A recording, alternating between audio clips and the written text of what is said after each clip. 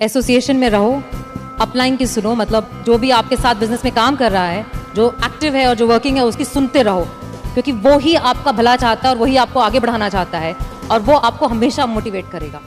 हमारे बिजनेस में भी हम हमेशा कहते हैं डुप्लीकेट करना है, डुप्लीकेट करना। और बहुत सारे लोग इस बात को सोचते हैं, डुप्लीकेट का मतलब हरकतें, आपके एक्शंस, आपकी बात करने का तरीका, वो डुप्लीकेशन होता है। बट आपने बहुत खूबसूरत बात बोली कि डुप्लीकेशन कॉपी करना नहीं होता, एसोसिएशन करनी पड़ती है, प्रॉस्पेक्टिंग करनी पड़ती है, क्लोजिंग करनी पड़ती है, लाइन अप करना पड़ता है, बहुत कुछ करना पड़ता है। तो आपको कभी थकावट नहीं फील होती? आपको नहीं लगता कि यार मतलब मैं नवाज कहाँ चला गया, मैं एक्टर हो गया? थकावट उस काम से होती है जिसका शौक आपको नहीं होता। मुझे हमारे यहाँ जितने लोग यहाँ पे बैठे हैं ना नवाज, वो एक टर्म हम यूज करते हैं, अपलाइन डाउनलाइन। जो ऊपर वाला है वो अपलाइन है, जो नीचे वाला है वो डाउनलाइन है। और सारे डाउनलाइन माँ बाप की तरह समझते हैं अपलाइन को। और जितनी आपने बातें बोली वो सारी कुछ यहाँ पे उसी तरीके से ही लागू होती है कि लोगों को ऐसा लगता है कि आपको सक्सेसफुल हो तो हमको तो दे दो, कर दो, हेल्प कर दो, एक डीआर कर दो, कुछ नीचे डाल दो, जेनोलॉजी बढ़ा दो, मेरे प्लान्स कर दो। बट माँ बाप जो हम लोग हैं वो हर बार कहते हैं खुद करो, खुद सीखो, खुद समझो, खुद गिरो, खुद उठो। और जितने लोग यहाँ बैठे हैं वो बहुत बार गिर चुके हैं और हर बार उनको ये भी पता है कि गिरते हैं तो माँ बाप हमेशा होते हैं उठाने के लिए, बट गिरना जरूरी है। गिरना जरूरी, बिल्कुल गिरना जरूरी है। कहते हैं ना कि फील्ड में रहोगे तो छक्का लगता है। क्रिकेट के हिसाब से देखें, पवेलियन में बैठ के थोड़ा ना छक्का लगता है, फील्ड में रह के छक्का लगता है। जैसे उसमें है, जब तक तोड़ेंगे नहीं तब तक छोड़ेंगे नहीं। लेकिन यहाँ चूंकि टीम है पूरी, तो आप सब टीम का फर्ज बनता है उस डायलॉग को इस तरीके से बोले, जब तक जोड़ेंगे नहीं तब तक छोड़ेंगे नहीं। तो ऐसे बहुत सारे यहाँ पे बैठे हैं जिन्हें अपने ऊपर डाउट है, जिन्हें ऐसा लगता है कि मैं कर पाऊंगा क्या, जिन्हें ऐसा लगता है कि शायद मुझ में अब उस बात की एबिलिटी नहीं है या मुझ में कुछ है नहीं, मैं कम हूँ। और हम जब स्टेज पे आते हैं तो हमें देख करके लोगों को ऐसा लगता है, आपको देख के आज लोगों को ऐसा लगता है कि इसने तो कर लिया, मैं नहीं कर पाऊंगा। तो ऐसे लोगों को आप क्या कहना चाहेंगे?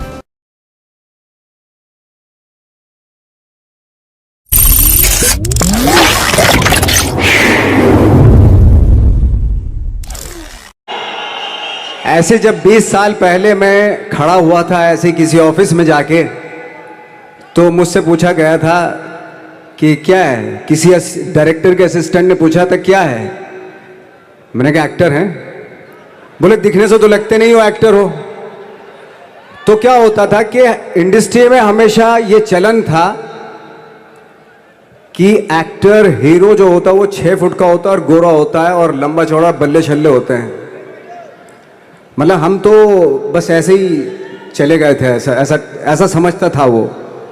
और शिप्रा, मैं आपको यकीन दिलाना चाहता हूं इस चीज़ का कि मेरे खुद के रिश्तेदारों ने भी, जब मैंने उनसे इच्छा जाहिर की कि मैं एक्टर बनना चाहता हूं, तो उन्होंने भी मुझे डीमोरलाइज किया कि पहले शक्ल तो देख ले अपनी, क्योंकि 5 फुट का छोटा पतला दुबला सा आदमी, काला कलूटा।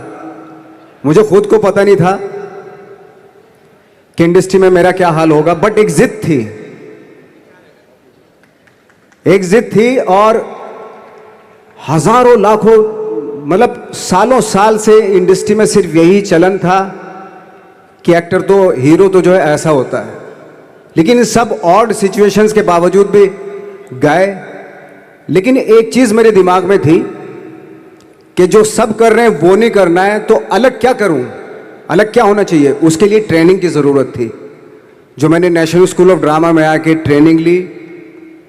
3 साल मैंने एक्टिंग की पढ़ाई की वहाँ पे, और अपनी एक क्राफ्ट के बारे में समझा कि एक्चुअली इस पर्सनैलिटी में अगर मैं लोगों को इम्प्रेस करना चाहता हूँ, उसके लिए एजुकेशन की बहुत ज़रूरत है। या जो भी आप काम कर रहे हो उसमें क्राफ्ट, उसका एक्सपर्ट होना बहुत ज़रूरी होता है। ऐसे ही हवा में नहीं कि जैसा पहले होता था, अरे यार तो बहुत खूबसूरत दिखता, फिल्मों में जाके काम करना शुरू कर दे, ऐसा नहीं। किसी चीज़ को बारीकी से जानना, उसके लिए ट्रेनिंग की, एक्सपर्ट्स की, एक्सपीरियंस की ज़रूरत होती है। तो मैंने ट्रेनिंग ली नेशनल स्कूल ऑफ ड्रामा से, और 2000 में मैं पहुंच गया मुंबई। पहुंचने के बाद जब हम किसी ऑफिस में जाते थे, आई थिंक उससे पहले चलन नहीं था बिल्कुल भी। हम लोग गए जैसे मैंने बताया कि ऑफिस में खड़े हो के भाई हम एक्टर हैं, काम दोगे क्या? तो बोले पहले हुलिया तो देख अपना तू। तो ये हर बार सुनने के लिए मिलता था, और वो बात भी सही थी, क्योंकि उससे पहले कभी कोई आपने देखा नहीं होगा कोई इतना बड़ा, कोई इतनी सी पर्सनैलिटी का 5 फुट 6 इंच का आदमी, पतला दुबला सा मरियल सा, कि कभी ये इस तरह के लोग एक्टर भी बन सकते हैं, हीरो भी बन सकते हैं, स्टार भी बन सकते हैं, ऐसा चलन था ही नहीं। मैं कॉन्फिडेंट था बिकॉज ऑफ माई ट्रेनिंग। मैंने ट्रेनिंग ली थी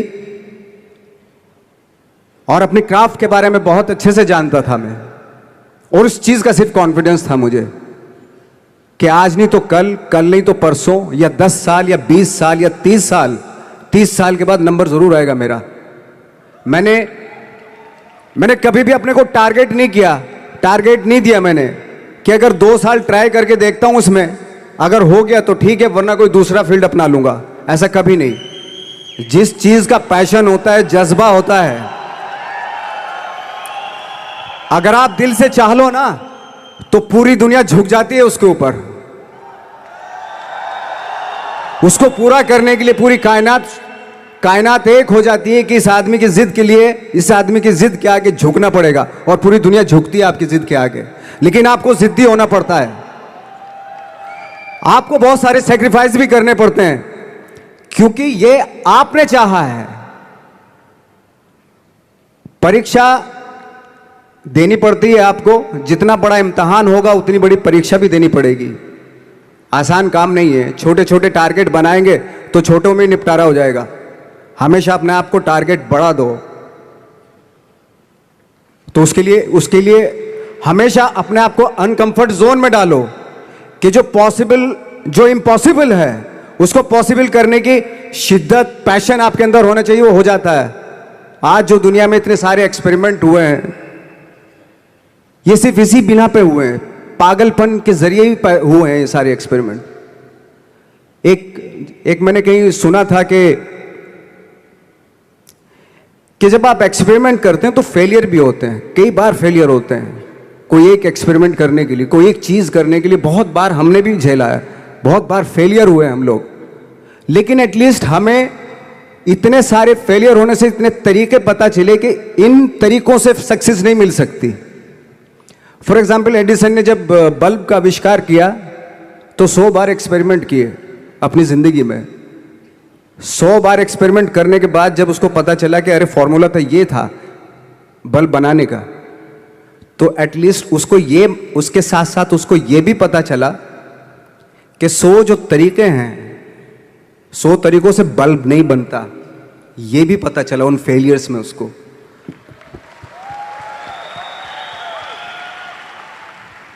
जब हम लोग मुंबई आए तो हमें मालूम था हमारे पास पर्सनैलिटी नहीं है, हमारे पास बैक नहीं है, या हमारे फादर दादा परदादा तो फिल्म इंडस्ट्री में है नहीं, हम ही हैं, तो हमें क्या करना चाहिए।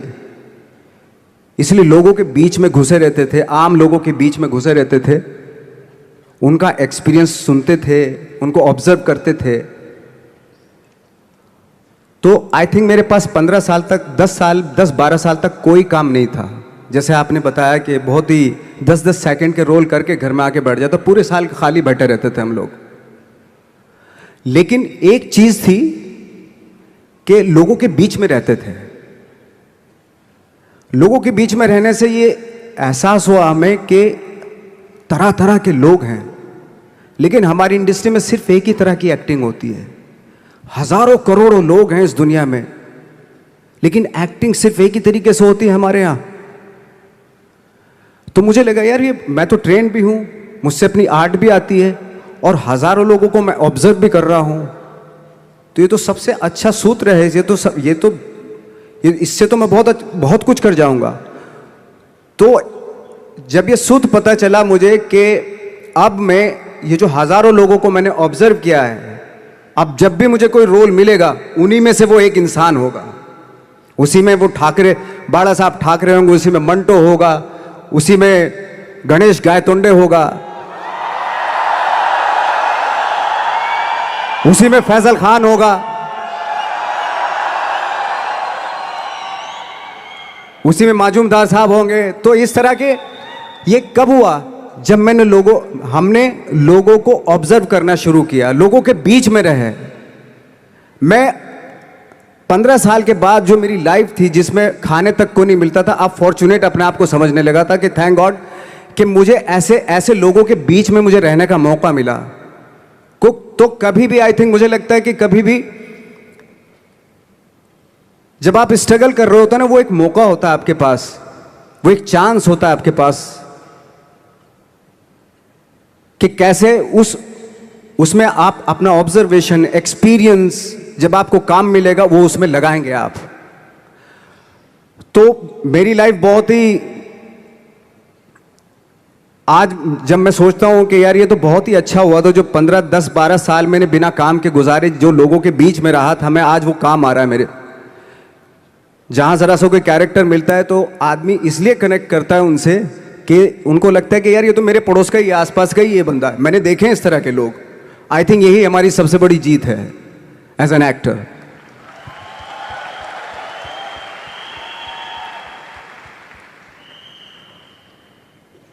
ऑफ कोर्स स्ट्रगल में बहुत सारी चीजें सेक्रीफाइस करनी पड़ती हैं, क्योंकि खुजली आपको हुई है, आप ही को मिटानी पड़ेगी। यू नो, आप जो आप हैं वो आपने बनना चाहा था, और अगर डिसअपॉइंटमेंट आ रहे हैं तो आप तो कंप्लेन भी नहीं कर सकते, क्योंकि आप ही ने चाहा था ये बनना।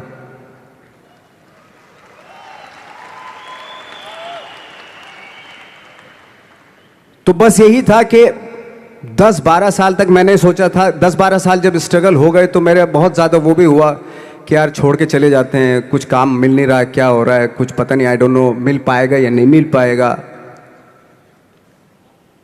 फिर ये होता था कि नहीं, मेरी मदर जो है ना एक लेटर लिखती थी मुझे हमेशा। तब मोबाइल नहीं आए थे, पेजर आए थे, तो पेजर यहाँ पे लगा के चलते थे हम लोग।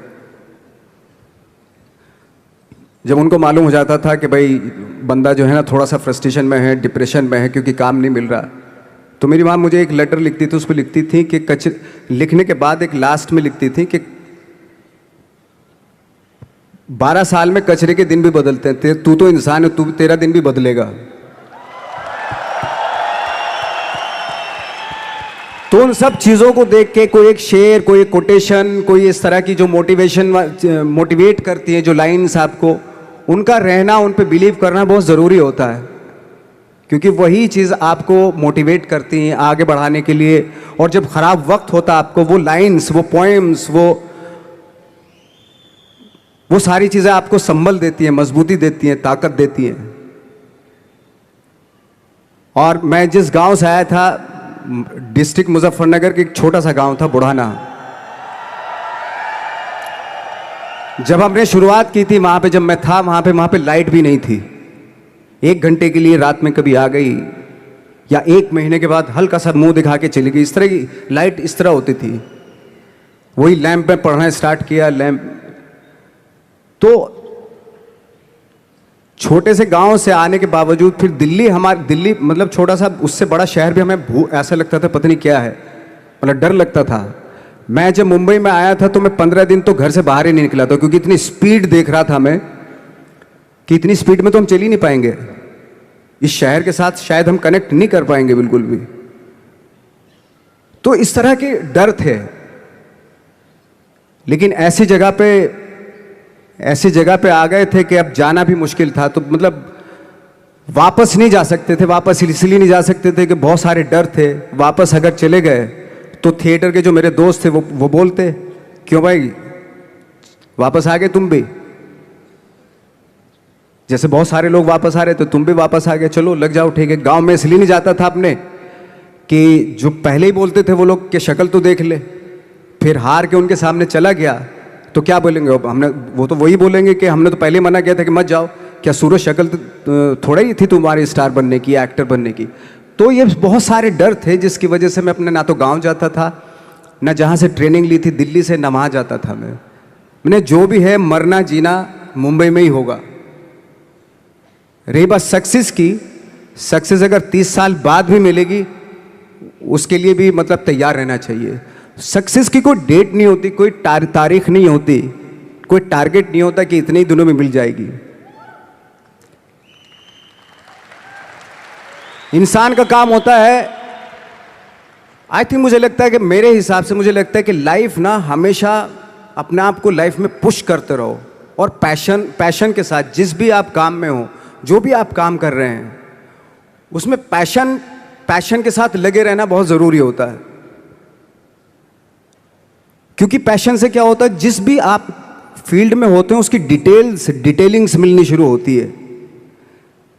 जैसे जब आप समंदर में देखते हैं, समंदर की जब गोता मारते हैं, नीचे जाते हैं, तो आपको एक धीरे धीरे बहुत कुछ दिखाई देना शुरू।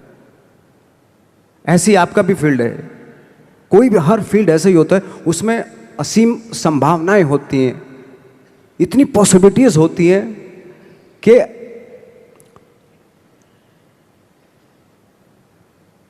आई थिंक दुनिया का हर काम में इतनी सिर्फ अगर एक दर्जी है पैंट सीता है, 1000 तरीके की पैंट सी सकता है वो, अगर वो चाहे तो। अगर उसने नहीं चाहा तो वो जो ट्रेंड चला रहा है वही सीता जाएगा। लेकिन अगर उसने चाह लिया कि मैं ऐसा कुछ करता हूं, तो 1000 तरीके की पैंट उसी में 1000 तरीके की सी देगा वो पैंट। ऐसे हर फील्ड में पॉसिबिलिटीज बहुत होती हैं, और एक परफेक्शन होता है। फॉर एग्जाम्पल, जैसे हम लोगों ने ट्रेनिंग इसलिए ली कि परफेक्शन आ जाए अपने काम में। जैसे एक मैंने एग्जाम्पल सुना था कि ये छोटी छोटी चीज़ें जो मैं बता रहा हूँ, ये चूंकि मैंने बचपन में सुनी थी, उन पे उन्हीं को अपनी लाइफ बना के आगे बढ़ा, तो आज यहाँ पे हूँ। इसलिए वो छोटी छोटी चीज़ें बहुत काम आती हैं, उनको सुनना बहुत ज़रूरी होता है इंसान के लिए। बताते हैं कि एक बहुत बड़े, पता नहीं ये सच है झूठ है, मुझे नहीं इतना ज़्यादा नहीं मालूम, बट कोई बहुत बड़े इंसान हुए, लेकिन वो पहले मोची थे, जूता सीते थे। लेकिन जूता जहाँ से सीते थे ना, वहाँ से कभी फटता नहीं था। वो भले दूसरी जगह से फट जाए, लेकिन वहाँ से नहीं फटता था, क्योंकि उसका पैशन था जूता सीना। काम भले वो है वो, लेकिन उस काम में भी उनका पैशन है। तो इसी वजह से वो इतने पॉपुलर होते चले गए कि यार जूता फट गया लेकिन सिलवाना वहीं जाके है, क्योंकि वहाँ अगर उन्होंने सी दिया वहाँ पे, जिंदगी भर वहाँ से जूता नहीं फटेगा। तो छोटी छोटी चीज़ों में ये जो परफेक्शन, पैशन, ये सारी चीज़ें होती हैं जो आपका आगे बढ़ाती हैं, बहुत आगे ले जाती हैं। लेकिन उसके वही है, कुछ चीज़ों का होना वाकई बहुत ज़रूरी होता है। फिर एक्सपीरियंस आपका, आपकी नॉलेज। जैसे मेरा मानना है कि आई एम सॉरी टू से, बट मेरा खुद का मानना है कि मैं लक पे बिलीव नहीं करता हूँ। मेरे सामने आज तक मेरे सामने लकीली कोई चीज़ नहीं हुई कि मैं लकीली यहाँ तक पहुँच गया। आज जो आप प्रोमो देख रहे थे, जो क्लिपिंग्स देख रहे थे मेरी, मैं लकीली नहीं पहुँचा हूँ यहाँ पे।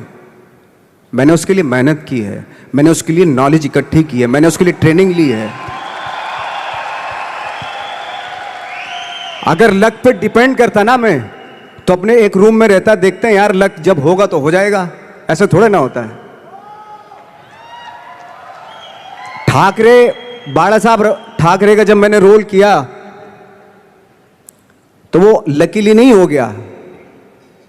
उसके लिए 1 महीना में पहले हारमोनियम पे बैठा मैं कि बाला साहब कहाँ से बोलते हैं, उनका सुर क्या है, उनका टेक्सचर क्या है, उनकी वॉइस का, उनकी वॉक कैसे है, वो चलते कैसे हैं, उनका वेट किस चीज़ पे ज़्यादा डिपेंड करता है। हर आदमी का जो वेट होता है, किसी का थाइस पे होता है, किसी का फुट पे होता है, किसी का बट पे होता है वेट, किसी का कमर पे होता है। हर आदमी का एक वेट शिफ्ट करने का एक अलग तरीका होता है। तो हम लोग इतनी डिटेल में जाते थे कि बाड़ा साहब किन चीज़ों पे वेट कर रख के चलते हैं, ऐसे चलते हैं, कोई या तो ऐसे चलते हैं या ऐसे चलते हैं, ये इस तरह की बहुत सारी डिटेल होती हैं। जब आप जाते हैं तो बहुत सारी चीज़ें पता चलते हैं। मेरे सामने इतने चैलेंज थे जब मैं बाला साहब का रोल कर रहा था, तो वो मिमिक्री भी नहीं होनी चाहिए, कॉपी भी ना हो। जैसे अमूमन अक्सर होता है जब हमारे यहाँ बायोग्राफी की जाती है तो हम कॉपी कर देते हैं उसकी। कॉपी करना मतलब अगर हम किसी की कॉपी कर रहे हैं या मिमिक्री कर रहे हैं तो वो वीकनेस समझी जाती है कि आप वीक एक्टर हो। और ये बात मुझे बहुत पहले समझ में आ गई थी जब मैं ट्रेनिंग ले रहा था। मैं ट्रेनिंग के फ़ायदे बता रहा हूँ आपको जब मैं ट्रेनिंग ले रहा था ये हमें तभी समझ में आ गया था। और प्रिपरेशन के वक्त बाला साहब की प्रिपरेशन के टाइम पे कि मैंने कि इसकी मिमिक्री नहीं होनी, बाला साहब की मिमिक्री नहीं होनी चाहिए, ना कॉपी होनी चाहिए, और लगना भी चाहिए कि बाला साहब ठाकरे हैं।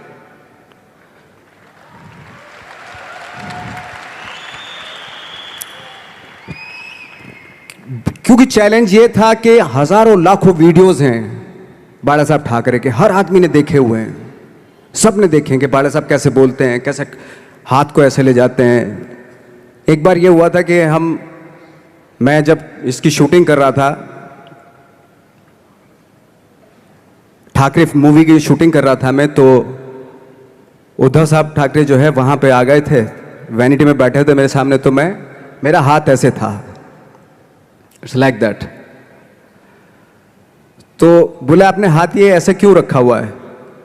मैंने उनका हमेशा ऐसे ही रहता था हाथ, तो और यही वो क्या होता था, वो सिगार पीते थे, और सिगार ऐसे पिया जाता है कुछ ऐसे, और इसलिए उनका हाथ हमेशा नॉर्मली भी रहता था तो ऐसे रहता था, और यहीं से जब स्पीच देते थे यहीं से ये जाता था, जो उनका सिग्नेचर वो जेस्चर था। तो वो शॉक्ड हो गए कि इतनी डिटेलिंग आपने ली है। तो जब वो फिल्म देखी उन्होंने, तो फिल्म देखने के बाद उनको रियलाइज़ हुआ कि वाकई बहुत स्टडी की है नवाज ने उनके बाला साहब के ऊपर। तो मुझे खुशी हुई थी कि थैंक गॉड कि ये सारा किस लिए हो रहा है, पैशन की वजह से हो रहा है। एक पैशन है, उसके बाद आपका एक्सपीरियंस है, आपकी नॉलेज है, आपकी ट्रेनिंग है, उससे ये सारी चीज़ें निकलती हैं। लाइक मंटो, ये जितने भी कैरेक्टर्स हुए वो सब हवा में नहीं हुए या लकीली नहीं हो गए, उनके लिए बाकायदा वो छोटी छोटी मेहनत की, छोटी छोटी डिटेल इकट्ठी की गई, स्कोर बनाया उसका, उन डिटेल्स का, तब जाके वो कैरेक्टर जो आप देखते हैं वो एक अलग इंसान दिखता है। वो मैंने कभी भी हीरोइज्म या इन सब चीज़ों पे बिलीव नहीं किया। जब आज मुझे बोलते हैं कि तुम तो स्टार हो, मैं सच आज भी मुझे यकीन नहीं होता कि मैं स्टार हूँ। मुझे लगता है कि मैं एक्टर ही हूँ, और मैं आज भी ढूंढने की कोशिश कर रहा हूँ, नई नई डिटेल्स ढूंढने की कोशिश कर रहा हूँ कैरेक्टर्स की। स्टार्स का क्या होता है कि जब स्टार होता है एक जैसा होता है, और 30-40 साल तक एक जैसा करता चला जाता है। वो मुझे वो नहीं बनना। अगर मैं ये करूं तो शायद दूसरे दिन ही बोर हो जाऊंगा मैं। मुझे हर रोज नए कैरेक्टर ढूंढने हैं।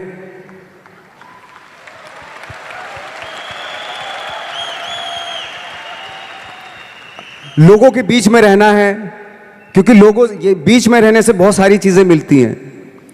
मैंने एक रोल किया था लंच बॉक्स में, पता नहीं कितने लोगों ने देखी वो फिल्म, मुझे नहीं मालूम।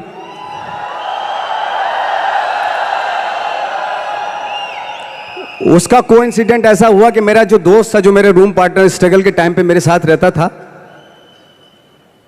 तो मैंने उसी की डिटेल मार दी उसमें फिल्म में। जब पिक्चर रिलीज हुई तो उसने देखी, उसको लगा अरे ये तो मैं हूं। अब वो भी एक्टर था। उसके बाद जब वो फिल्म इंडस्ट्री में किसी के पास काम मांगने जाता था तो लोग उसको बोलते थे यार ये ऐसा मत करिए, नवाज ने कर दिया, कुछ दूसरा कर। तो बोलता हम तो ओरिजिनल में ही ऐसे हैं, उन्होंने हमारा कॉपी किया है। कहने का मतलब ये है कि लोगों के क्या होता है, स्टार्स हमेशा शीशों के घरों में रहना शुरू कर देते हैं। उनको बांद्रा में, उनको मतलब किसी ऐसी जगह पे रहते हुए ये नहीं मालूम कि दूसरी जगह क्या है। अगर आप चाहते हैं रोज हर फिल्म में एक नई पर्सनैलिटी क्रिएट करें तो लोगों के बीच में रहना पड़ेगा आपको। भले थोड़ी परेशानियां होती हैं बट रहना पड़ेगा उनके बीच में। मेरा तो ऐसा मानना है। नवाज, आप बहुत छोटे से शहर से है, डिस्ट्रिक्ट मुजफ्फरनगर। यहाँ पे बहुत सारे लोग ऐसे बैठे हैं जो बहुत सारी सिटीज़ से हैं, actually major cities like Delhi, Bangalore, Hyderabad, Pune, Chennai, Nepal. और इन सब चीज़ों के बीच में बड़े शहरों की बहुत सारी फैसिलिटीज़ हैं, बहुत सारे आराम है। जबकि आपके शहर या जिस शहर से मैं हूँ, जहाँ पे एजुकेशन भी नहीं मिलती है, जहाँ पे खाना पीना, जैसे आपने बोला बिजली, कोई भरोसा नहीं होता कब आएगी, जाना तो नॉर्मल है।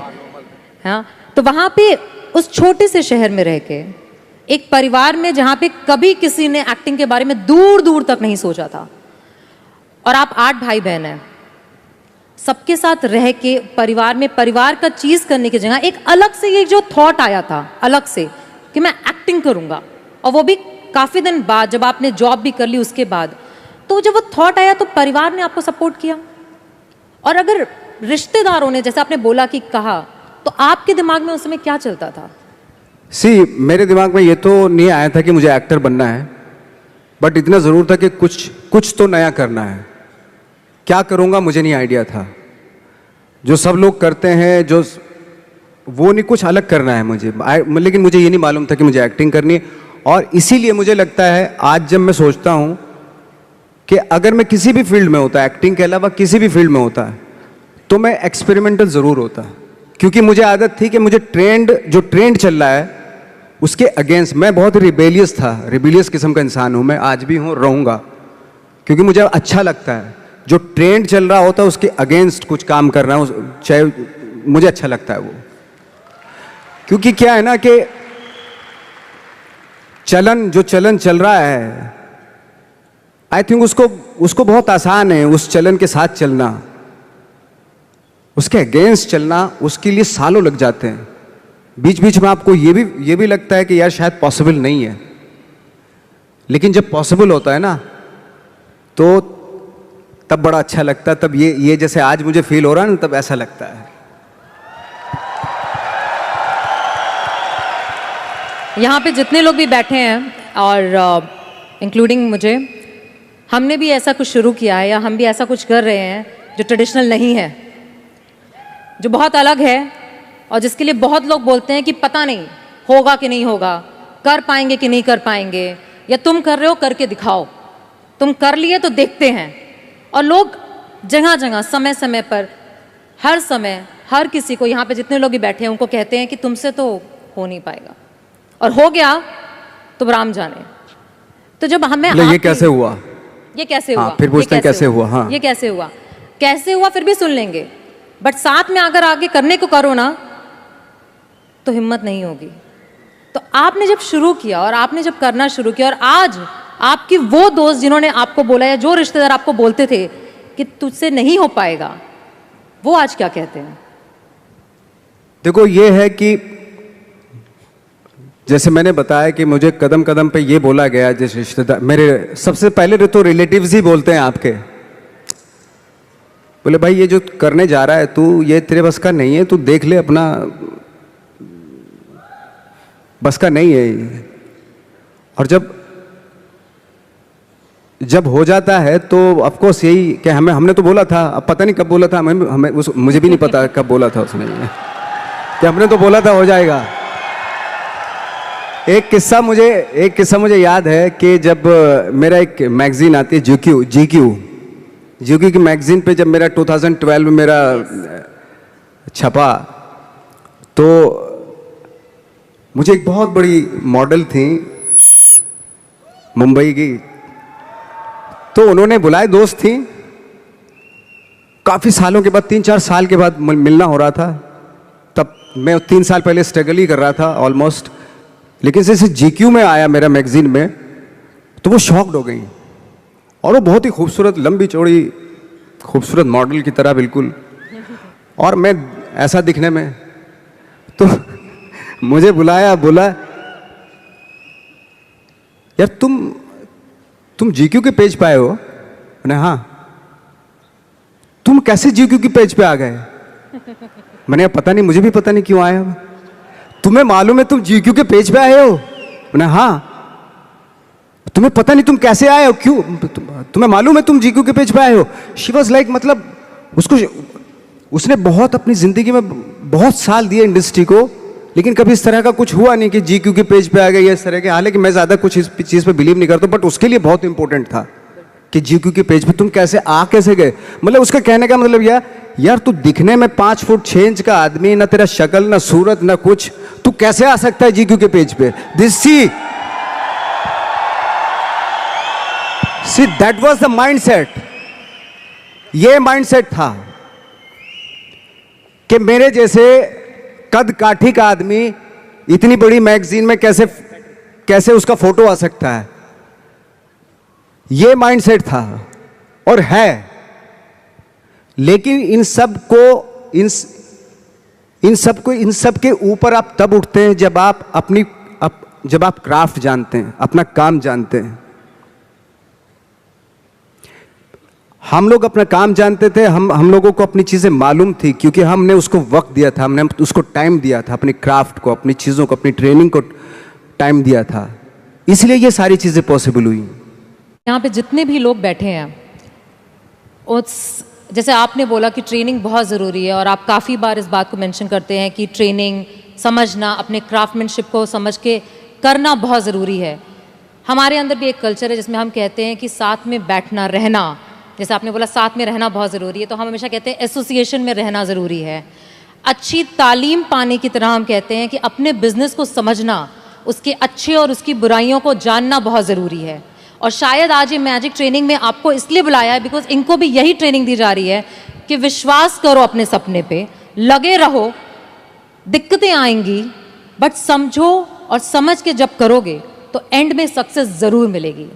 इस पूरी जर्नी में आपके, जब आपको कभी भी ऐसा फील नहीं हुआ कि बहुत हो गया, सफलता नहीं मिल रही है, लोग आगे पीछे, शायद कोई आगे बढ़ रहा था, जैसे आपने बताया कि आप पहले ऐसे माहौल में रहते थे जहाँ पे लोगों को एक्टिंग के लिए मिल जाते थे और आपको नहीं मिल रहा था, तो कभी छोड़ने का दिल नहीं किया आपको कि छोड़ देता हूँ, कुछ और कर लेता हूँ? और लोगों ने बोला होगा ज़रूर, छोड़ दो, कुछ और कर लो, क्योंकि यहाँ पे बैठे हुए बहुत सारे लोगों को ये बोला जाता है कि बहुत आसान है छोड़ना, छोड़ दो, नौकरी तो है, करते रहो, बिजनेस क्यों करना है? इसके लिए आप क्या कहना चाहेंगे? आई थिंक सबसे आसान काम है, जैसे आपने बताया, नौकरी करना तो सबसे आसान काम है, लेकिन खुद से क्रिएट करना कोई चीज, वो वाकई बहुत डिफिकल्ट है।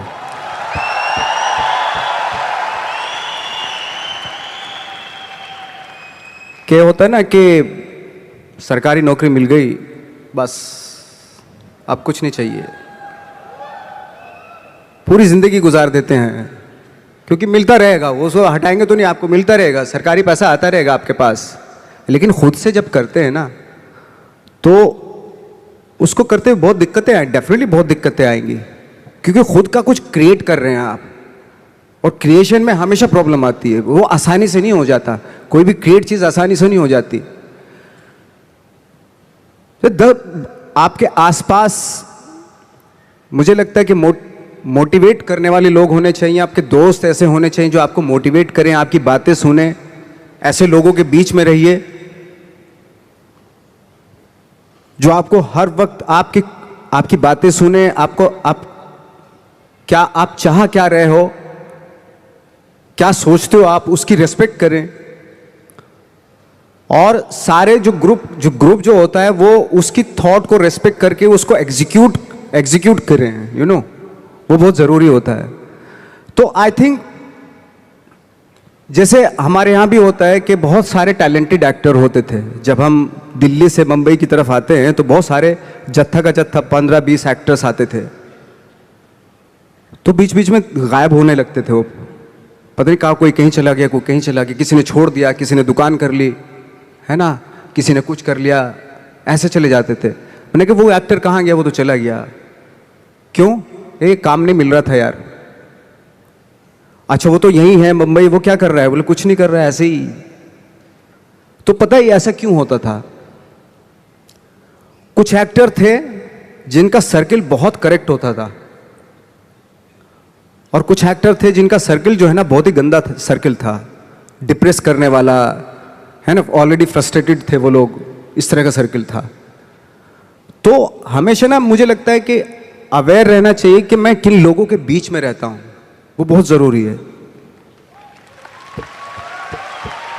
क्योंकि क्या होता है कि अगर आप डिप्रेस फ्रस्ट्रेटेड लोगों के बीच में रहोगे ना, तो आप भले एनर्जेटिक हो, टैलेंटेड हो, लेकिन 6-7 साल रहने के बाद आप भी वैसे ही हो जाएंगे, क्योंकि वो एनर्जी आपकी सक कर रहे हैं, आपको दे नहीं रहे, कुछ भी एनर्जी आपकी ले रहे हैं वो। तो बहुत सारे एक्टरों से जब मैं मिलता था, वो बिल्कुल ही गिव अप कर दिया था उन्होंने, फनी यार ऐसे क्यों दिखाई दे रहे हो ऐसे, और उनके थॉट भी बदल जाते हैं, पता है, वो सारी कंप्रोमाइज वाले, अरे यार जो भी है ठीक है, थोड़ा मोड़ा छोटा पोटा दिलवा दो जो भी बनेगा, यार तू तो बहुत टैलेंटेड था, तू इस बात पे आगे कि छोटा मोटा कुछ भी वो दिलवा दो, यानी कि कंप्रोमाइज कर लिया ना उसने लाइफ से अपनी। तो आई थिंक वो बहुत ज़रूरी होता है कि आप किन लोगों के बीच में रहते हो, क्योंकि एनर्जी जो होती है ना वो एक्सचेंज होती है, एनर्जी टकराती है एक दूसरे से। 2 पॉजिटिव लोगों को यहाँ पे खड़ा कर दो, आपको पता चल जाएगी, वो एनर्जी मालूम हो जाएगी। या 10 लोगों में 3 नेगेटिव एनर्जी खड़ा कर दो यहाँ पे, तो वो 3 जो नेगेटिव एनर्जी वाले होते हैं ना, वो 7 लोगों की एनर्जी ऐसे खींच लेते हैं। ये है, फैक्ट है ये बात। एनर्जी तो सर्वाइव करती है ना, ट्रेवल करती है एनर्जी। तो हमेशा मुझे लगता है कि ऐसे लोगों के बीच में रहो जो पॉजिटिव हो, जिनके थॉट बहुत अच्छे हों, जो नया कुछ करने की सोच में हमेशा रहते हो, जो कुछ क्रिएट करने की धुन में रहते हो। तो इस तरह के लोगों के बीच में रह के अगर रहते हैं आप, तो 3-4 साल भी आप 3-4 साल बाद भी आप भी वैसे ही हो जाते हैं। हमारे यहाँ भी एक कहावत है और एक आपस में कि एसोसिएशन में रहो, अपलाइन की सुनो, मतलब जो भी आपके साथ बिजनेस में काम कर रहा है, जो एक्टिव है और जो वर्किंग है, उसकी सुनते रहो, क्योंकि वो ही आपका भला चाहता है और वही आपको आगे बढ़ाना चाहता है और वो आपको हमेशा मोटिवेट करेगा। एक और सवाल पूछूं और सवाल। आपने बहुत लंबा सफर चुना है, जहां से आप शुरू हुए और अभी तक में काफी साल लगे। अब जब सफलता आपके पास आ रही है और आपके पास बहुत आ रही है, तो कभी ऐसा दिमाग में नहीं आता कि रिटायर हो जाऊं, कब तक करूंगा, करते रहना है? क्योंकि यहाँ पे बैठे हुए बहुत सारे लोगों के दिमाग में यह आता है कि मेहनत करना शुरू किया, एक थॉट होता है कि एक सक्सेस मिल जाए, जैसे आपको भी लगता होगा शुरू में कि एक पिक्चर मिल जाए, एक शॉट हो जाए, 10 हो जाए या 50 हो जाए, उसके बाद मैं रिटायर हो जाऊंगा, मैंने कमा लिया। बट हर इंडस्ट्री में हम लोग एक रखते हैं कि यहाँ पे रिटायर होना है। आपके हिसाब से इंडस्ट्री छोड़ के, बट आपके हिसाब से आपको क्या लगता है नवाज कि आप कब रिटायर होना चाहेंगे? देखिए, रिटायर की तो बात की बात है, खैर रिटायर एक्टर तो रिटायर नहीं होता है ना, जो स्टार होते हैं वो रिटायर हो जाते हैं। वो तब तक होता है उनका जब तक ये होता है, उनका करियर तब तक होता है। लेकिन इसमें और इसमें फर्क होता है, बिल्कुल, है ना। तो जैसे मैं एक बात कहने वाला था, एक बात कह रहा था कि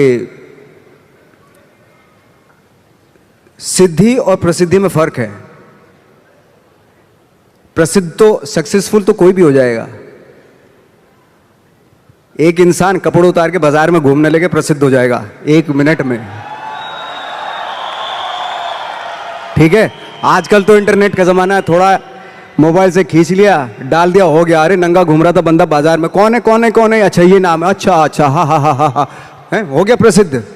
तो हमारे एक टीचर थे, वो हमेशा बताते थे प्रसिद्धि और सिद्धि में कितना फर्क है।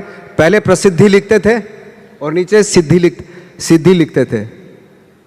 प्रसिद्धि का प्र हटा दो, सिद्धि होता है। तो सिद्धि जो होती है प्रसिद्धि के भी ऊपर होती है। सिद्धि प्राप्त करना बहुत जरूरी होता है, सिद्धि प्राप्त करना बहुत मुश्किल है, प्रसिद्ध होना बहुत आसान है।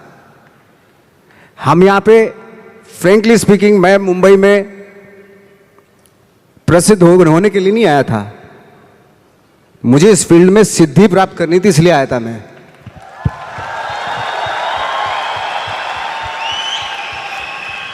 प्रसिद्धि आज आपके पास है, कल को उनके पास होगी तो इसको भूल जाएंगे, परसों उसके पास होगी, दोनों को भूल जाएंगे। लेकिन जिसके पास सिद्धि होगी ना, उसको आप कभी नहीं भूल सकते।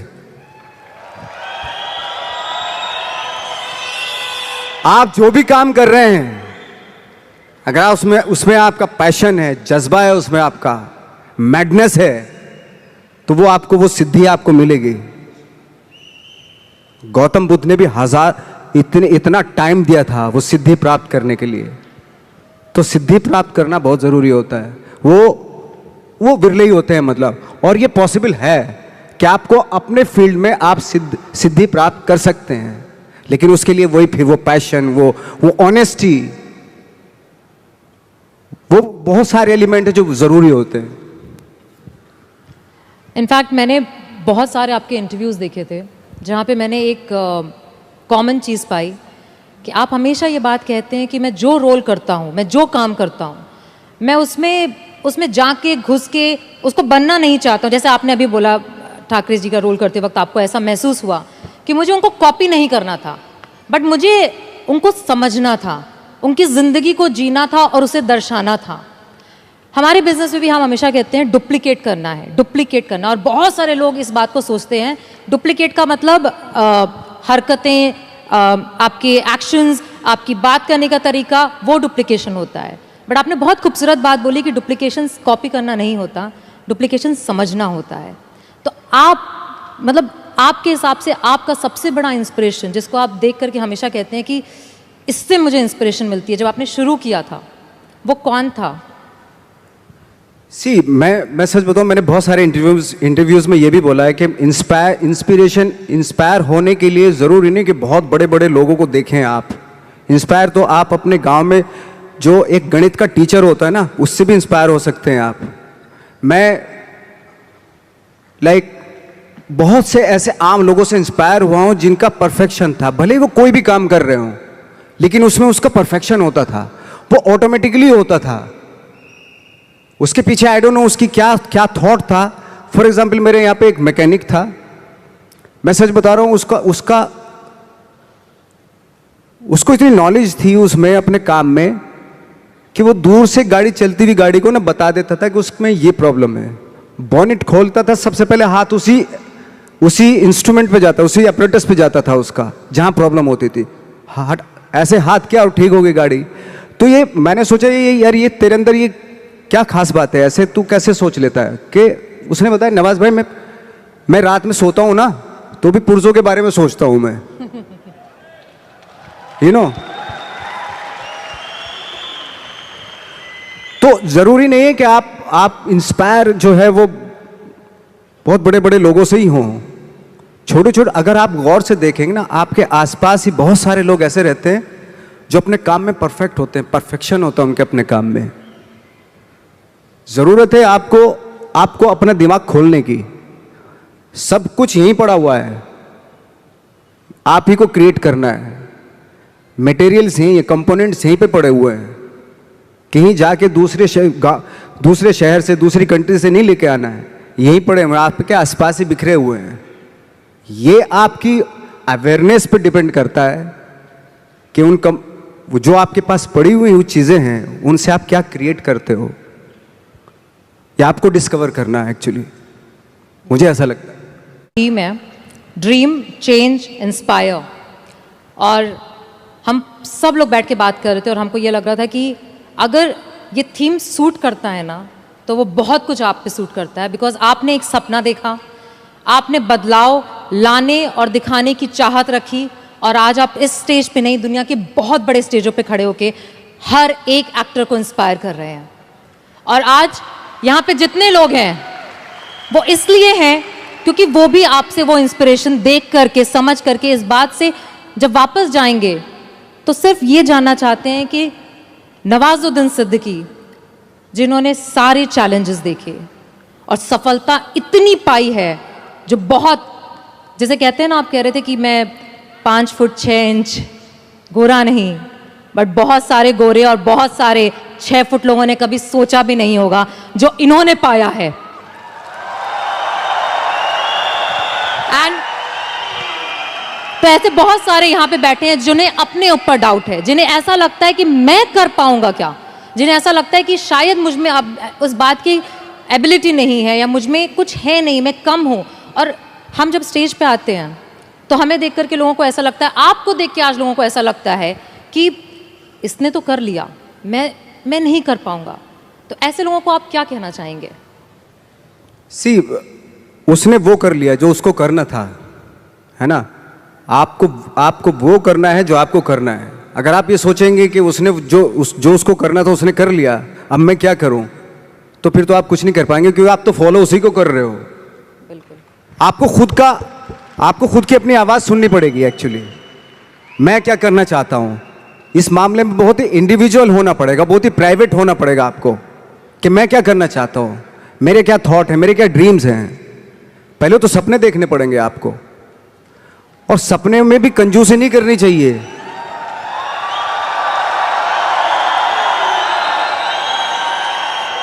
सी, सपने कभी कभी आप सपने देखते हैं, ऐसा लगता है कि यार ये तो पॉसिबल नहीं है, लेकिन पता है जो सपने देखते हैं वो पॉसिबल हैं, वो एग्जीक्यूट हो सकते हैं। पहले सपने तो देखना शुरू कीजिए। तो कहते ना, गांधी जी का था कि गांधी जी का था ना, एक कोटेशन था कि वो सपने वो होते हैं जो आपको सोने नहीं देते, दिन में भी हैं, वो उस तरह का था ना कि एपीजे अब्दुल कलाम ने कहा था कि dreams are not those which you see when you sleep, but dreams are those which does not allow you to sleep. Exactly. तो मैंने खुद ने देखा है कि एज एन एक्टर, मैं तो अपने एज एन एक्टर ही बात करूंगा, मैं जब रात में सो रहा हूं और मुझे ड्रीम आया कि मैं एक रोल ऐसा कर रहा हूं, कुछ अजीब सी बॉडी लैंग्वेज है, अजीब सी उसका डायलॉग डिलीवरी है, और अजीब सही मतलब, और सुबह उठा के थोड़ा थोड़ा याद रह गया मुझे कुछ ऐसा। लेकिन बार बार कई बार जब वो सपने देखे मैंने, तो अजीब सा ही कुछ था, और जो मेरे बूते के बाहर की चीज थी, वो ऐसा सपना था, वो ऐसा कुछ मैं परफॉर्मेंस वाइज देख रहा था। कुछ जैसे कभी कभी आप कुछ फिल्में देखते हैं, कुछ इंस्पायर हो जाते हैं कि कुछ परफॉर्मेंसेस से इंस्पायर हुए, और मैं उस परफॉर्मेंस के काबिल भी, मतलब उसके आसपास भी नहीं था मैं। तो मैंने सोचा यार ये इम्पॉसिबल, ये तो मैं कर ही नहीं सकता। और जब मैं उठ के करना शुरू किया, मैंने जो मैंने सपना देखा था वो एग्जीक्यूट करने की कोशिश की, तो बहुत ही भोंडापन सा हो रहा था उसमें, बहुत ही अजीब सा लग रहा था। मैं खुद ही घबरा गया अपने आप से, मैं क्या कर रहा हूं। बट बार बार उसी चीज को, जो मैंने सपना देखा था, उसी को बार बार एग्जीक्यूट करने की कोशिश करता रहा। बाद में after long time I realized कि मैं उसके जैसा करने लगा हूं, मतलब जो मैंने सपना देखा था। बिल्कुल। कभी कभी आपने देखा होगा, ये भी एक सपना ही था यार, मैं उड़ जाता हूं चलो आज, है ना, सपना, ये फैंटेसी थी। कभी सोचा होगा कि किसी ने,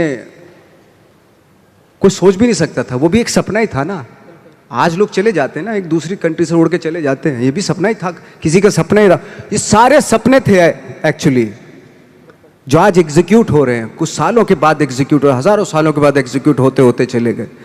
तो सपना देखना जरूरी है, और एब्सर्ड सा सपना देखना और भी जरूरी होता है। सपना कैसा भी देखना जरूरी होता है। क्यों? क्योंकि उसमें पॉसिबिलिटी होती है। जितना एब्सर्ड सा, अजीब सा सपना देखेंगे, आई थिंक उस पे जब आप फोकस करेंगे ना, तो आई थिंक वो बहुत खूबसूरत चीज होती है। वो साधारण सपना देख लिया तो ठीक है, सो के वो तो कोई भी देख लेता है साधारण सपना। मैं कहता हूं असाधारण सपना देखना चाहिए, क्योंकि सपना, असाधारण सपना वो तभी आएगा जब आप असाधारण सोच के होंगे।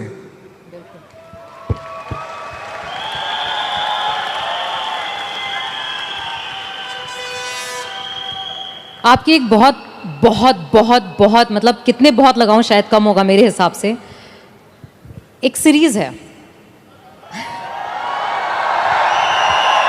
मैंने बोला ना, एक्चुअली नाम भी बोलने की जरूरत नहीं है, सेक्रेड गेम्स। नेटफ्लिक्स पे इस समय सबसे ज्यादा वॉच सीरीज में से है। अब मुझे पता है कि I was travelling at that time, और मुझे जब सीजन 2 रिलीज हुआ ना, तो इतना वेट करी थी कि कंट्रोल नहीं हुआ। मैंने सारे डाउनलोड करके फ्लाइट में, पूरी फ्लाइट में बैठ के कंटिन्यूअस देखा। और पूरी सीरीज में मैंने सिर्फ एक चीज, ये मेरा ऑब्जर्वेशन है, मेरा थॉट प्रोसेस है, देखा कि आपने बहुत शिद्दत से काम किया। चाहे उस कैरेक्टर में इतने ट्विस्ट थे, इतने ट्विस्ट, आपने हर चीज को जब किया। हमारे बिजनेस में हम कहते हैं कि बहुत कुछ ना, जब लाइफ में हमको आता है और हमें करना पड़ता है ना, तो कई बार हम बहुत कंफ्यूज हो जाते हैं। हम समझ में आता है कि इतनी सारी चीजें एक साथ कैसे करेंगे। एक कैरेक्टर को जब आप करते हैं एज एन एक्टर, और आपको इतने मॉड्यूलेशन करने पड़ते हैं। जैसे हमें बिजनेस में एसोसिएशन करनी पड़ती है, प्रॉस्पेक्टिंग करनी पड़ती है, क्लोजिंग करनी पड़ती है, लाइन अप करना पड़ता है, बहुत कुछ करना पड़ता है। तो आपको कभी थकावट नहीं फील होती? आपको नहीं लगता कि यार मतलब मैं नवाज कहाँ चला गया, मैं एक्टर हो गया? थकावट उस काम से होती है जिसका शौक आपको नहीं होता। मुझे 365 दिन मैं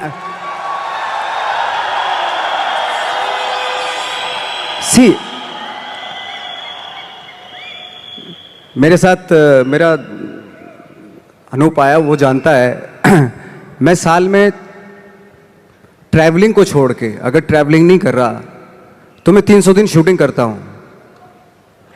बाकी जो 65 डेज है ना वो ट्रैवलिंग के होते हैं। अगर ट्रैवलिंग के भी ना हो ना, मैं 365 डेज जो है ना शूटिंग ही करता रहूँ। मुझे इतना शौक है एक्चुअली। मेरा ये एक मैडनेस है मेरे पास है, और थैंक गॉड मुझे उसमें बहुत सारे लोग बोलते हैं, मेरी प्रॉब्लम भी होती है एक्चुअली कि यार क्या है, आप सिर्फ यही करते रहते हो, यही कुछ थोड़ा सा बाहर जाओ, घूमो फिरो, है ना, ऐसा होता है, बहुत सारे लोग बोलते हैं। तो मुझे लगता है यार ये मैंने तो यही चाहा था ना, यही पैशन था ना मेरा, और यही मौका मिल रहा है मुझे, करने का मौका मिल रहा है, तो इससे मैं बोर कैसे हो सकता हूं? अगर 365 डेज मुझे काम, पूरे 12 के 12 महीने आप यही करवाते रहे, तो इसी का तो शौक है मुझे। बिल्कुल। ये छोड़ के मैं कहीं और जा ही नहीं सकता एक्चुअली। अगर किसी को मुझे सजा देनी है तो मुझे एक्टिंग करवाना बंद करवा दे, तो मैं खुद ही ऐसे ही मतलब खत्म हो जाऊंगा। तो मेरा शौक है ये, और वो शौक जो है ना, वो आपका जो शौक होता है जब वो पैशन बन जाता है ना, तो वो आपकी लाइफ हो जाती है। तो आपकी लाइफ ना, जो ना तो किसी सक्सेस की मोहताज होती है। अगर आज मुझे फिल्मों में काम मिलना बंद हो गया तो मैं थिएटर करना शुरू कर दूंगा। वो बंद हो गया, मैं 2 लोगों को ले जाके यहां पे एक नाटक कर दूंगा, स्ट्रीट प्लेस करना शुरू कर दूंगा,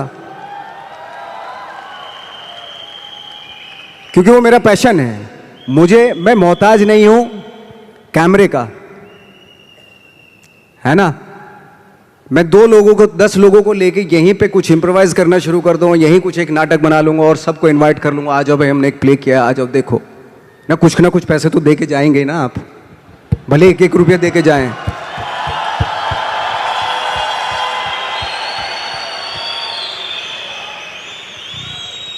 तो हम लोग जो है बहुत सारी चीज़ों के मोहताज नहीं है। अगर छोड़ भी देंगे ना तब भी हम अपना, कहते हैं ना कि वो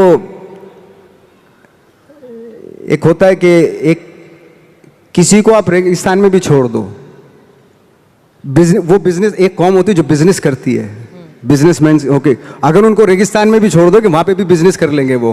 बिल्कुल, मुझे लगता क्योंकि उनकी रग रग में होता है वो, उनके ब्लड में होता है वो। जो भी आप काम करें वो काम आपके वाकई ब्लड में होना बहुत जरूरी है, उसके लिए मैडनेस होना बहुत जरूरी है। आई थिंक यहां बैठे 10,000 लोगों के दिल में भी कुछ मैडनेस है।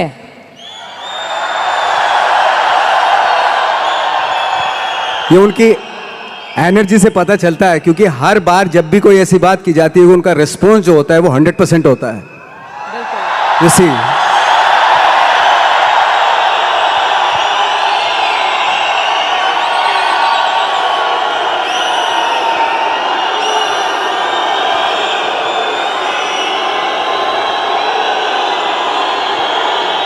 It's really wonderful energy, I'm telling you. Beautiful energy. ये एनर्जी बचा के रखनी है काम के लिए, हमेशा के लिए बचा के रखनी है एनर्जी। जब मैं तो इतने, हम लोगों का था कि इतने बेशरम हो गए थे हम लोग, जब बोलते थे ना हमसे कि यार मुश्किल है, हम तो मैंने कि बेशरम बनना पड़ता है, बहुत ज़रूरी है। कहाँ जाएगी सक्सेस? सक्सेस के लिए ना बेशरम बनना पड़ता है। ऐसा बन जाओ कि सक्सेस भी शर्मा जाए।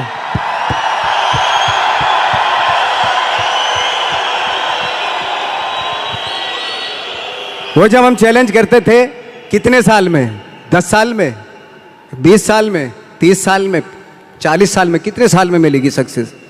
हम तो रेडी थे। मैं 40 साल तक भी स्ट्रगल करता रहता अगर नहीं मिलता मुझे।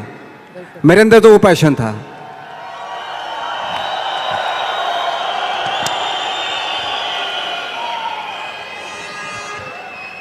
अगर मैं दिल से बोलूं तो नवाज, यहाँ पे बैठे जितने भी लोग हैं, और जैसे मैंने आपको बताया, हर इंसान के पीछे एक कहानी है कि वो कैसे यहाँ पे आकर के बैठा है। और पैसे, परिवार, हर तरीके की, लोगों के कहने की, बोलने की, हर तरह के चैलेंज जो सोच सकते हैं, मैं गुजरी हूँ, ये गुजर रहे हैं। और आज जब आप यहाँ पे हो तो आप इनसे वो एक क्या बात बोलना चाहोगे जिसको वो यहाँ से जब जाएं तो बोले नवाजुद्दीन सिद्दीकी ने कहा था और उन्होंने कहा था, इसलिए मैं करके दिखाऊंगा। मेरा एक एक्सपीरियंस हुआ था, एक छोटा सा एक्सपीरियंस, छोटी छोटी इंसिडेंट्स है ना, कभी कभी आपको लाइफ का पता चल जाता है। तो मेरा एक छोटा सा एक्सपीरियंस हुआ था। एक बार हम लोग जब 2000 में मुंबई आए थे तो बहुत सारे मेरे दोस्त यार भी आए थे, कुछ शादीशुदा थे, हमारे जैसे लोग अकेले ऐसे, कुछ हम लोग ऐसे ही आ गए थे, ट्रेनिंग सब लेके आए थे। तो मेरा एक दोस्त था, उसकी बेटी थी कोई 4-5 साल की।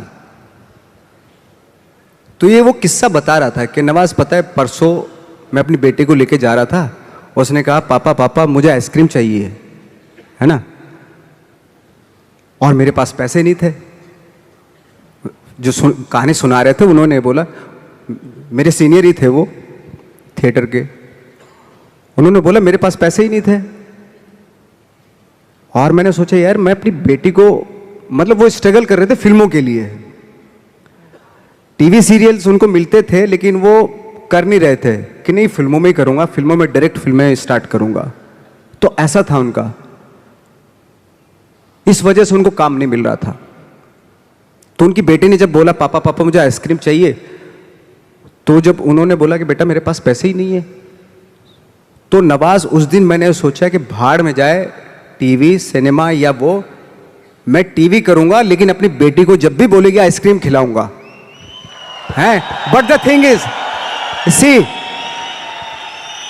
मैंने बोला दादा, मेरे सीनियर थे, बोले दादा अगर मेरी बेटी होती, वो भी 4-5 साल की है, मैं उसको आइसक्रीम ना लेके देता।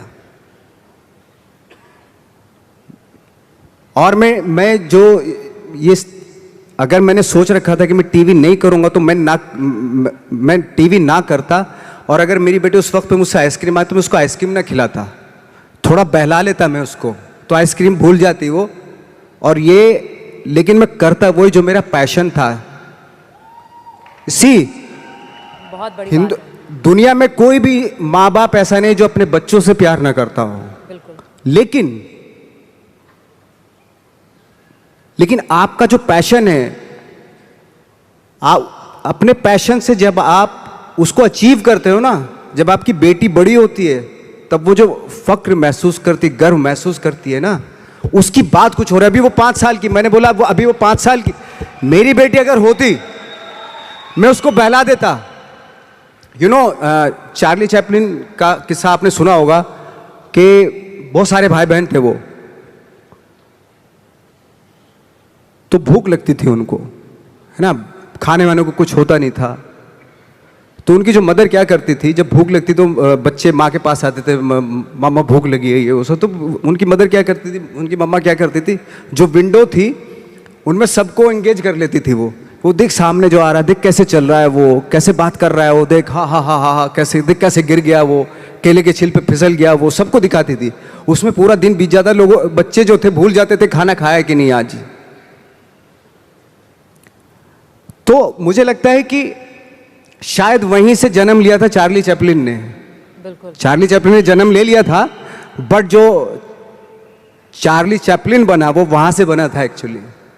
तो मेरे कहने का मतलब ये कि ठीक है, बच्चा है, बच्चे को तो आप संभाल सकते हो, तो बहला सकते हो, खाना खिला सकते हो, आइसक्रीम की जगह आज खाना खिला सकते हो, लेकिन बच्चे के लिए उस जिद के लिए, उसकी उस जिद के लिए आप कंप्रोमाइज करें, ऐसा मैं नहीं मानता। मुझे नहीं लगता कि वो आप अपने पैशन से कंप्रोमाइज करें। बच्चे को खाना जरूरी है उस एज में, आइसक्रीम भले ही ना खिलाओ। बहुत सारे बच्चे हैं दुनिया में जो खाना खाने के लिए तरसते हैं। बिल्कुल। उस बच्ची ने खाना खा लिया था, लेकिन वो शौक था उसका, आइसक्रीम खाऊं, खाना खा लिया ना, पेट भर गया ना, अभी थोड़ा उसको वो अगर उस वक्त पे स्ट्रगल फिल्मों के लिए करता तो शायद वो बहुत बड़ा आज अपना पैशन अचीव कर लेता, अपनी सक्सेस अचीव कर लेता जो वो चाहता था। लेकिन उसने वो बच्ची की जिद पे कि मुझे आइसक्रीम चाहिए, उस पर कंप्रोमाइज़ कर लिया उसने कि नहीं मैं अब टीवी सीरियल भाड़ में जाए कोई भी काम मैं करके आऊँगा, लेकिन मैं अपनी बच्ची को इसका आइसक्रीम खिलाऊंगा। बच्चे की जिद, बच्चों के छोटे छोटे शौक होते हैं, अगर उनको आप पूरा करने पे आ गए ना तो फिर वो तो चलते चलते बोले पापा ये मुझे खिलौना दिलवा दो, अभी ये दिलवाओ, अभी ये दिलवाओ। उसकी आदत पड़ गई अगर ऐसी तो वो फिर तो आपको आप भूल जाओ, फिर वो पूरी दुनिया के खिलौने उसको चाहिए होते हैं। लेकिन एक टाइम पे आपको बोलना पड़ता है बच्चे को भी, अभी चुप हो जा, अभी बहुत हो गए खिलौने।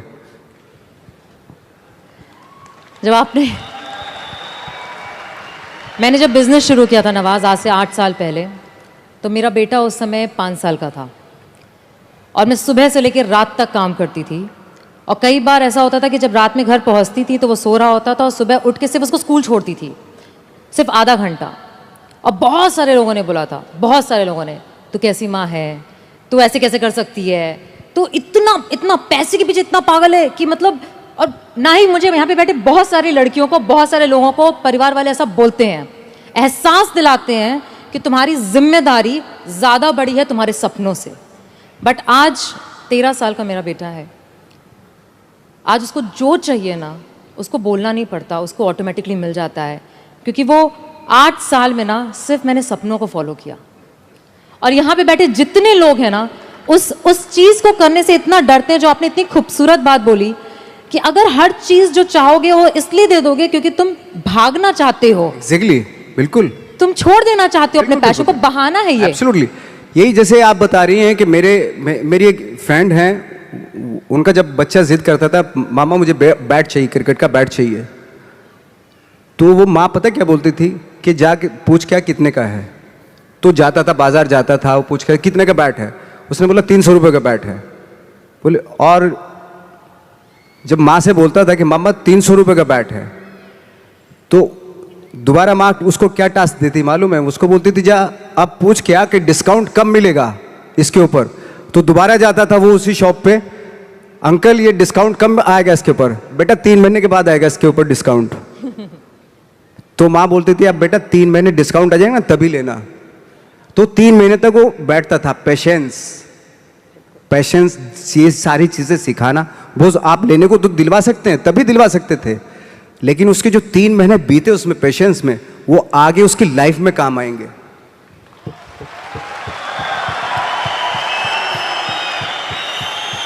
वो कहते हैं ना कि सक्सेस जब मिल जाती है और बहुत पैसा आ जाता है आपके पास, तो अपने बच्चों के शौक पूरे करने लगते हैं आप।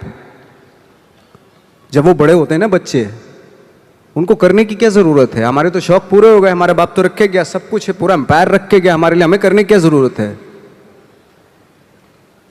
तो उस तरह के हो जाते हैं वो बच्चे। जब तक उनको एहसास कराना बहुत ज़रूरी है कि इसलिए आपने देखा होगा बहुत सारे हमारे यहाँ स्टार हैं, तो उनके जो बच्चे हैं उनको बना बनाए सारी चीज़ें मिल जाती है। कभी कभार ऐसा भी होता है, एक आध एग्जाम्पल बता रहा हूँ मैं जनरली नहीं बता रहा हूँ।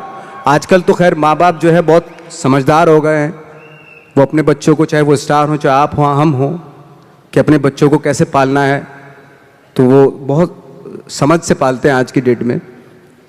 जैसे बहुत बड़े स्टार थे हॉलीवुड के,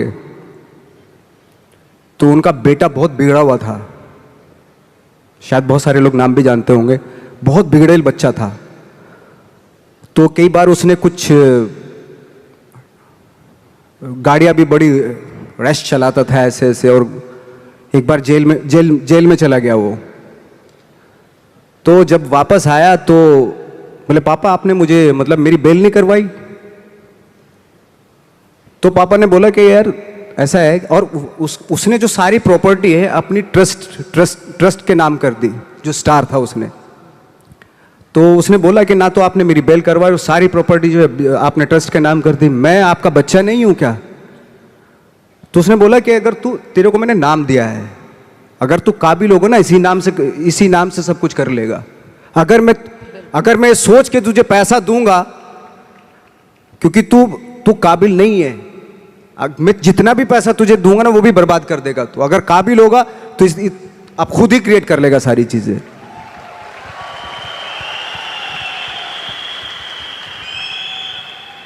प्यार की भी कहते हैं ना कि इंतहा होती है, तो बहुत जरूरी रिस्पॉन्सिबिलिटी, जैसा भी आपने बोला, जिम्मेदारी बहुत जरूरी होती है। प्यार में अगर बच्चा बह गया, या प्यार में जब बह जाते हैं तो बह जाते हैं, फिर बह ही जाते हैं, यू नो ऐसा होता है। हमारे यहाँ जितने लोग यहाँ पे बैठे हैं ना नवाज, वो एक टर्म हम यूज़ करते हैं, अपलाइन डाउनलाइन। जो ऊपर वाला है वो अपलाइन है, जो नीचे वाला है वो डाउनलाइन है। और सारे डाउनलाइन माँ बाप की तरह समझते हैं अपलाइन को। और जितनी आपने बातें बोली वो सारी कुछ यहाँ पे उसी तरीके से ही लागू होती हैं कि लोगों को ऐसा लगता है कि आप तो सक्सेसफुल हो तो हमको तो दे दो, कर दो, हेल्प कर दो, एक डीआर कर दो, कुछ नीचे डाल दो, जेनोलॉजी बढ़ा दो, मेरे प्लान्स कर दो। बट माँ बाप जो हम लोग हैं वो हर बार कहते हैं खुद करो, खुद सीखो, खुद समझो, खुद गिरो, खुद उठो। और जितने लोग यहाँ बैठे हैं वो बहुत बार गिर चुके हैं और हर बार उनको ये भी पता है कि गिरते हैं तो माँ बाप हमेशा होते हैं उठाने के लिए, बट गिरना ज़रूरी है। गिरना ज़रूरी, बिल्कुल बिल्कुल गिरना ज़रूरी है। वो कहते हैं ना कि फील्ड में रहोगे तो छक्का लगता है। क्रिकेट के हिसाब से देखें, पवेलियन में बैठ के थोड़ा ना छक्का लगता है, फील्ड में रह के छक्का लगता है।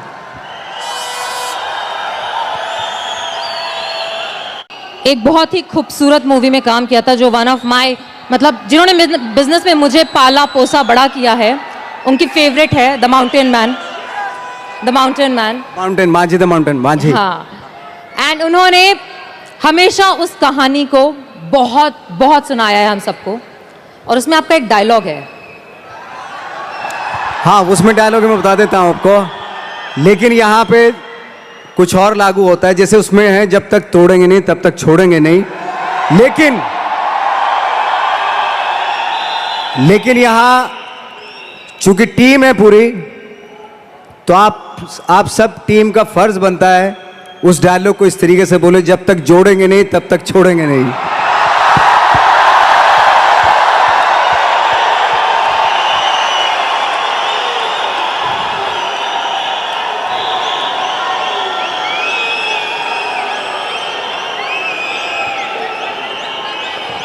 तोड़ने से पहाड़ टूटता है, फिल्म में ये था, लेकिन आपके जुड़ने से पहाड़ बनता है, ये सच है।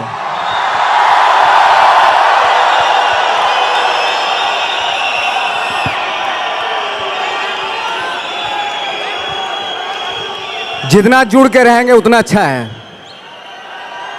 जुड़ने से ही चीजें। आपके बहुत सारी लाइनें ऐसी हैं जो हमारे बिजनेस में और हमको बहुत मोटिवेट करती हैं।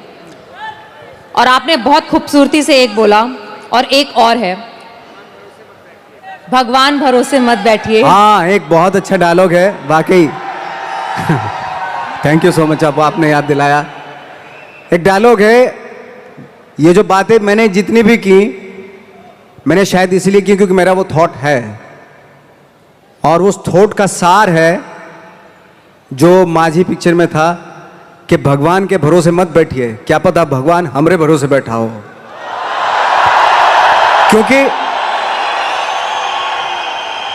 क्योंकि भगवान भी वेट करता है, भगवान वेट करता है, ये खड़ा होके कुछ करेगा तो मैं इसका साथ दूंगा। घर में लेटे लेटे रूम में भगवान भी साथ नहीं देता उसका। जब आप पक्का इरादा करते हैं और घर से निकलते हैं, सोचते हैं वाकई कुछ करना है, तभी भगवान साथ देता है। जो घर में घुसे रहते हैं उनका भगवान कभी साथ नहीं देता। गैंग्स ऑफ वासेपुर को एक डायलॉग की फरमाइश आई है, तो मैं आपके सामने कर देता हूं। हालांकि वो डायलॉग पता नहीं, आई डोंट नो क्यों लोगों को बड़ा अच्छा लगता है, मुझे कभी भी उसमें मजा नहीं आया फ्रेंकली स्पीकिंग, लेकिन मैं सुनाता हूं। बाप का, दादा का, भाई का, सबका बदला लेगा रे तेरा Faizal. Thank you very much.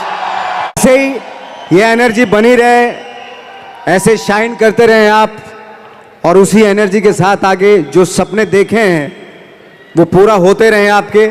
लेकिन वो तभी पॉसिबल होगा जब आप सब मिलके आप अपने सपनों को पूरा करेंगे। Thank you so much.